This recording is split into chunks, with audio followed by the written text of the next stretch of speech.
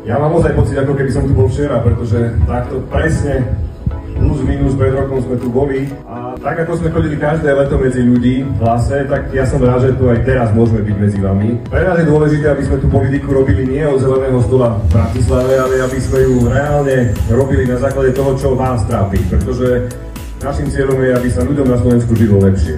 A veľmi sa teším, že tu dnes môžem byť nie iba dávať nejaké sľuby, ale reálne ich aj plniť, pretože dnes sme vám prišli odozdať túto štvorkolku. Verím, že bude slúžiť, pretože dobrovoľní hasiči sú pevnou a integrálnou súčasťou toho celého hasičského a záchranárskeho komplexu. A nesmierne ma teší, že tu vidíme takéto zastúpenie mladých a že vy, starší, vediete tú mladú generáciu k tomu, aby pokračovala v tejto krásnej tradícii. Ja sa teším ako minister vnútra, že máme tú perspektívnu generáciu, možno budúcich hasičov alebo policajtov.